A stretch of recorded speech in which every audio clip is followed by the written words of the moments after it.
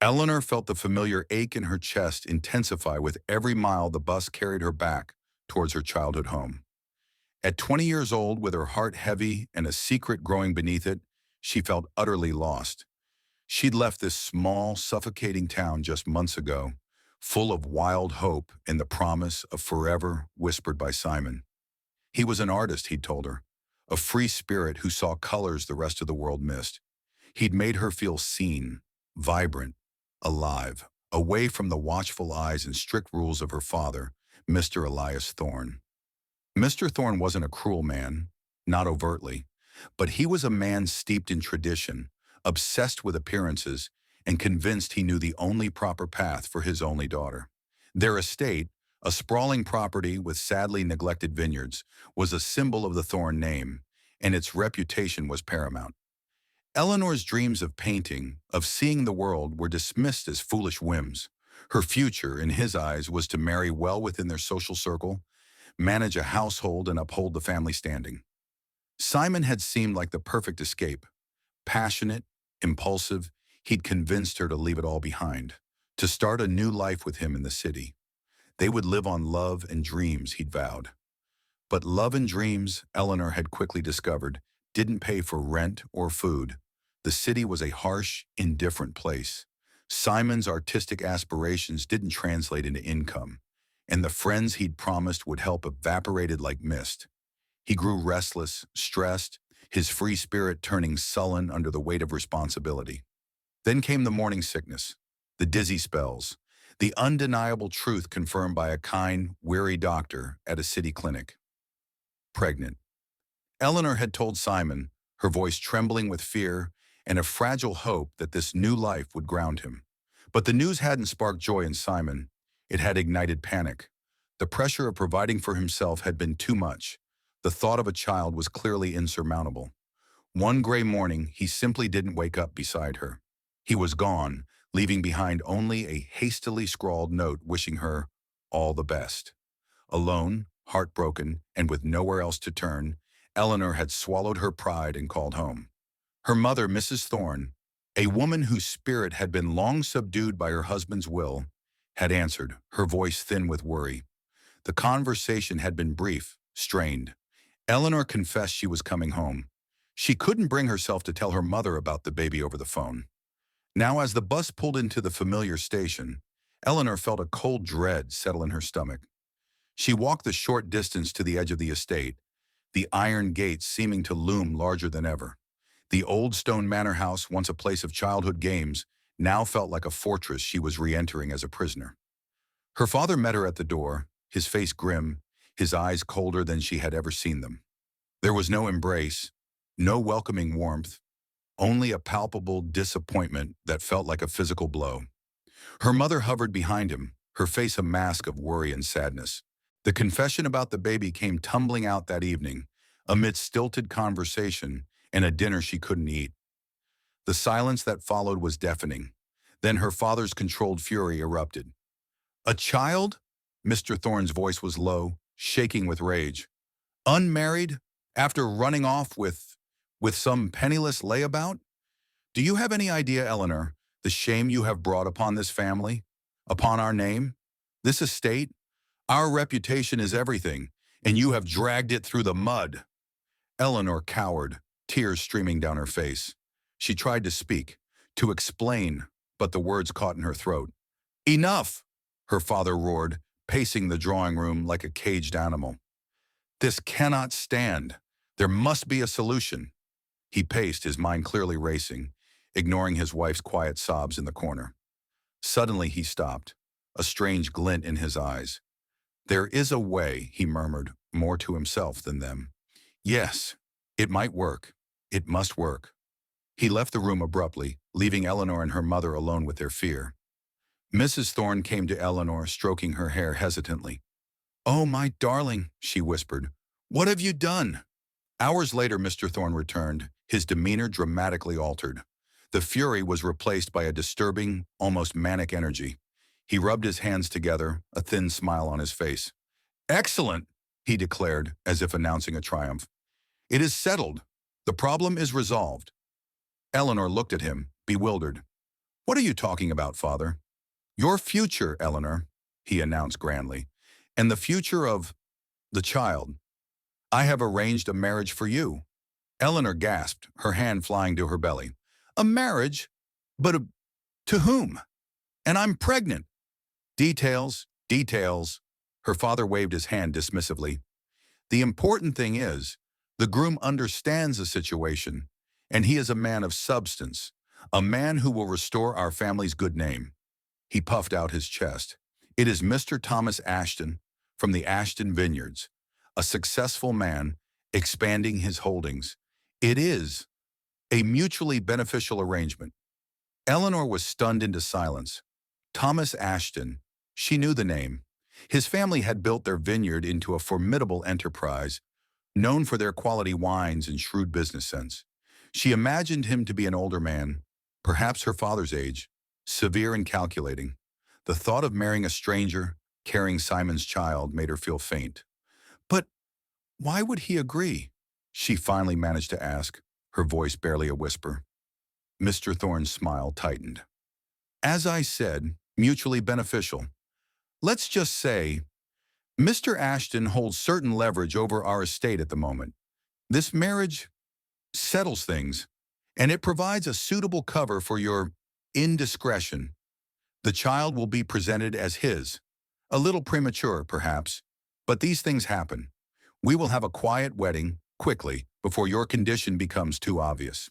Eleanor felt trapped, her heart sinking. Her brief bid for freedom had led her right back into a cage, perhaps even more elaborate and terrifying than before. She was to be traded, a pawn in her father's desperate game to save face and fortune. The meeting with Mr. Thomas Ashton was arranged for the following week.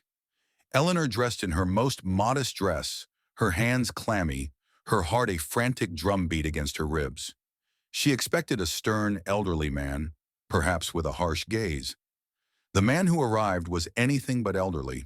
He was perhaps in his mid-30s, tall with dark, quiet eyes and a serious, almost perpetually melancholic expression.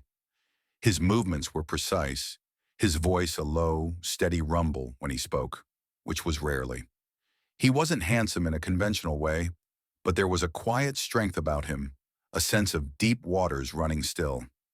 The dinner was excruciatingly awkward. Her father dominated the conversation, boasting about the Thorne lineage and the estate's potential, glossing over its current state. Thomas Ashton listened politely, occasionally offering a brief, thoughtful response related to vineyard management, but mostly remained silent, observing. He barely looked at Eleanor, and when their eyes did meet, his gaze held a depth she couldn't decipher, a mixture of sadness and something else she couldn't name. He didn't seem cruel, but he seemed utterly detached, as if he were observing a transaction he had agreed to, but held no personal stake in. Near the end of the evening, over coffee, Mr. Thorne cleared his throat. Well then, he said, beaming, it seems everything is in order. Thomas, my boy, perhaps you have something for Eleanor. Thomas Ashton nodded silently. He reached into his coat pocket and produced a small velvet box. He opened it and slid a simple, elegant silver ring onto Eleanor's finger. It was a cold, impersonal gesture, devoid of any romantic pretense. This signifies our agreement, Miss Thorne, he said, his voice flat. The wedding will be in 2 weeks, as your father requested. I will make the necessary arrangements. Eleanor could only nod, her throat tight with unshed tears. This was it, her fate sealed with a handshake and a silver band. The wedding was a small, hurried affair held in the estate's little stone chapel. Only a handful of guests were present, the Ashton solicitor, a few distant relatives, and a very grim-faced Mr. Thorne. Thomas was impeccably dressed, polite, but his serious expression never wavered. He didn't smile, not even during the vows. He felt like a stranger standing beside her, a quiet force of nature she was now bound to. Eleanor went through the motions, her heart numb, the silver ring feeling heavy and cold on her finger. Their first night at the Ashton estate was a blur of polite formalities. The Ashton manor was large and grand, but unlike her own family's slightly faded home, it felt impeccably maintained, every surface gleaming, every room perfectly ordered. Thomas showed her to a spacious, beautifully furnished room, separate from his own. "This will be your room, Eleanor," he said, his voice low. "It's quiet, overlooks the rose garden. Please make yourself comfortable. If you need anything, my housekeeper, Mrs. Gable, will assist you. She's been with the family for years. I I hope you will find some peace here." He paused, his dark eyes resting on her for a brief moment. "Good night, Eleanor." He left, closing the door softly behind him. Eleanor stood in the silent room, the grandness of it feeling alien and isolating. He hadn't asked about her condition, hadn't touched her hand beyond the ring. He was distant, respectful, but entirely closed off. She was married, she had a roof over her head, but she felt more alone than ever. The following weeks were a study in quiet coexistence. Thomas was busy from dawn until dusk, managing the vast vineyards and the business affairs.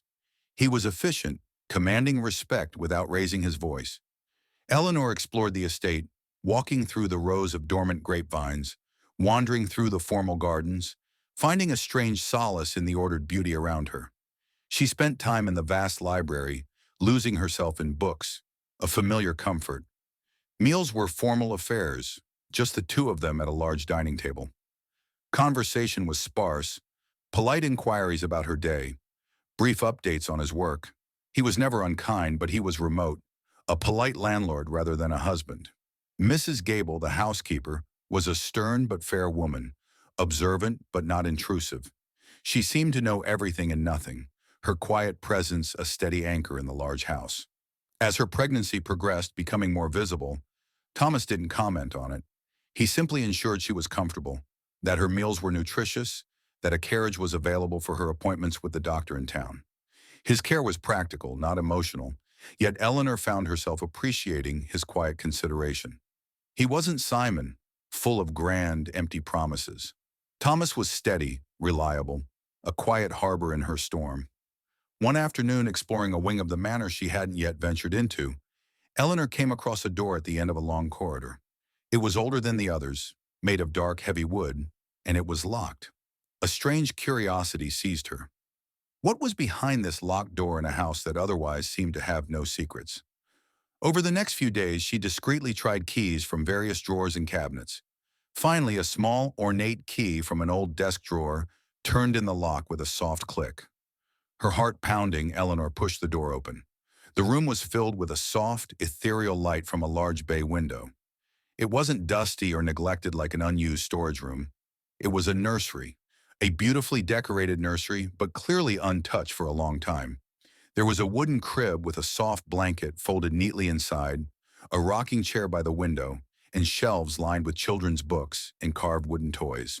But it was the photographs on the walls and the small table that drew her in.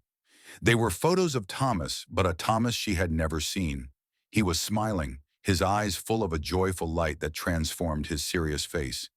He was with a beautiful young woman, her face radiant, her arms often wrapped around him. There were pictures of them laughing in the gardens, walking hand in hand, their faces alight with happiness. And in some of the later photos, the woman was visibly pregnant, her belly round, her smile even brighter, Thomas's hand gently resting on her growing belly. Eleanor felt a wave of understanding wash over her, followed by a profound sadness. This was his wife, his first wife, and she had been pregnant. Thomas Ashton wasn't just serious and detached. He was a man who had loved deeply and lost terribly. The melancholy in his eyes, his quiet demeanor, it all made sense. She saw a small wooden box on the table. Inside, nestled on a piece of velvet, was a tiny pair of knitted booties, still smelling faintly of new yarn, and a silver locket intricately carved with tiny roses. Eleanor picked up the booties, feeling their softness against her cheek, a silent tribute to a life that never came to be. The locket felt heavy in her hand. She opened it gently. Inside were two miniature portraits, one of the beautiful woman, smiling radiantly, and the other, of Thomas, looking at her with that same joyful light from the photographs. This was his wife's locket. Just then she heard footsteps. Thomas stood in the doorway, his expression hardening as he took in the scene. The open door, Eleanor holding the booties and the locket. His face, usually so controlled, was a mask of shock and pain, quickly followed by a flash of anger. "What are you doing in here, Eleanor?" His voice was low, tight with emotion, a sound she had never heard from him before. Eleanor flinched, startled. I I found the key," she stammered, gently placing the items back in the box. "I didn't know. I'm so sorry, Thomas. I shouldn't have intruded." He walked slowly into the room, his gaze sweeping over the crib, the toys, the photographs. The anger seemed to drain away, replaced by that familiar, deep sadness. "This room," he said quietly, his voice raw. "It was, it was meant for our son. She, she died in childbirth, and he didn't survive either." His words hung in the air, heavy with grief. Eleanor felt a wave of compassion wash over her. Her own situation, her fear and sadness, suddenly felt connected to his profound loss. He looked at her then, his dark eyes filled with a pain that mirrored her own in different ways. "Afterwards," he continued, his voice barely above a whisper, "I couldn't bear to come in here. I locked the door. It was easier that way, to pretend it didn't exist." Eleanor walked toward him hesitantly. "Thomas, I am so, so sorry." He nodded a weary acknowledgement. "And now," he said, looking down at her swelling belly, "you are carrying a child, someone else's child, and I agreed to this arrangement. It seemed a way to honor her memory, perhaps, to give a child a home, a chance, the chance mine never had." He looked away towards the window, his profile etched with sorrow. "And your father, he owed me a significant sum. This settled the debt. It was a logical arrangement." Logical. The word felt cold, clinical, yet hearing him speak, seeing his pain, Eleanor understood that his reasons were far more complex than her father's desperate calculations. He had agreed to marry a pregnant stranger, to raise another man's child, not just for property, but out of a profound, heartbreaking empathy, a silent echo of his own lost future. That night at dinner, the silence was different. It wasn't just polite detachment. It was weighted with shared vulnerability. After a long pause, Thomas spoke. "Eleanor," he said, his voice softer than usual, "I owe you an explanation. Not just for the room, for everything." He looked at her, his dark eyes open and honest for the first time. "When your father approached me about the debt and suggested this marriage as a settlement, I was initially dismissive, but then he mentioned your situation, and he spoke of you, needing help, having nowhere else to go." He paused, searching for the right words. "My wife, Sarah, she was everything to me. Losing her, losing our child, it broke something inside me. For a long time, there was only grief. But when your father spoke about you, young, alone, with a child on the way, something stirred. It felt like a chance to honor Sarah's memory in a way, to protect a life, offer a future, the kind of future I had dreamed of providing." He reached across the table, not for her hand, but to push a bowl of vegetables closer to her, a small domestic gesture that felt monumental. "I didn't marry you for love, Eleanor. Not then. It was an agreement, a solution. But I promise you this, I will be a good husband to you within the bounds of this arrangement, and I will be a father to your child. My home is your home. You are safe here." Eleanor's eyes welled up. His honesty, his quiet pain, his unexpected kindness, it was overwhelming. "Thank you, Thomas," she whispered, her voice thick with emotion. "Thank you." From that night on, things began to change. Slowly, tentatively, they started talking, not just about the weather or the estate, but about their lives, their quiet fears, their tentative hopes. Eleanor learned about Sarah, about the depth of Thomas's love for her, the dreams they had shared. She spoke cautiously at first about her own upbringing, her brief, naive escape with Simon, the crushing disappointment of being abandoned. Thomas was a good listener. He didn't judge, didn't offer platitudes. He simply listened, his presence steady and comforting. Eleanor started spending time in the vineyard offices, learning about the business side of the estate, finding a quiet satisfaction in understanding the complex process. Thomas encouraged her, patiently explaining accounts, showing her how the irrigation system worked, discussing the market. As her pregnancy progressed, Thomas became more openly protective. He ensured she didn't overexert herself, fussed quietly if she seemed tired, and accompanied her to her doctor's appointments, sitting silently beside her, his hand occasionally resting on the back of her chair. The detachment began to soften, replaced by a gentle watchfulness, a growing concern that felt surprisingly warm. Eleanor found herself looking forward to his company, to their quiet dinners, to the sense of shared life that was slowly, unexpectedly, taking root. The day her contractions started, Thomas was immediately by her side, calm and capable. He arranged for the doctor and a local midwife to come to the house. He stayed with her throughout the long hours, holding her hand, wiping her brow, murmuring words of encouragement. He was a rock, his quiet strength a source of immense comfort. When the baby finally arrived, a tiny girl with a shock of dark hair, Eleanor was exhausted but filled with an overwhelming love she had never known. The midwife placed the baby on her chest and Eleanor cradled her daughter, tears of joy and relief streaming down her face. Thomas stood by the bedside, looking down at the tiny life, his face etched with a complex mixture of awe, sorrow, and something profoundly tender. He reached out a hesitant finger and gently touched the baby's miniature hand. The baby's tiny fingers curled around his. A soft, choked sound escaped Thomas's lips. He looked at Eleanor, his eyes shining with tears. The veil of grief momentarily lifted. "She's beautiful, Eleanor," he whispered, his voice thick with emotion. "Absolutely beautiful." In that moment, looking at him, seeing the raw, unburdened love in his eyes as he looked at her daughter, Eleanor knew that the logical arrangement, the marriage of convenience, had quietly, miraculously, transformed into something real. He had accepted her child, fully and unconditionally, welcoming this new life with a heart that had seemed closed forever. They named the baby Rose, for the garden Eleanor loved and the tiny roses on Sarah's locket. Life on the estate settled into a new rhythm, centered around the needs of their daughter. Thomas was a devoted father, spending every available moment with Rose, his serious face breaking into smiles that Eleanor cherished.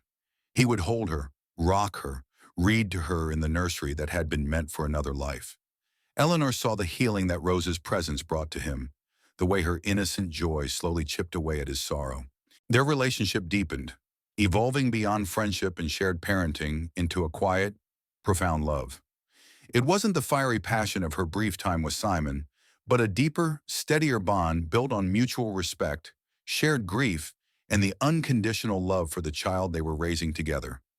Eleanor loved Thomas for his quiet strength, his integrity, the gentle heart hidden beneath his serious demeanor, and for the beautiful, unasked-for gift of fatherhood he gave to her daughter.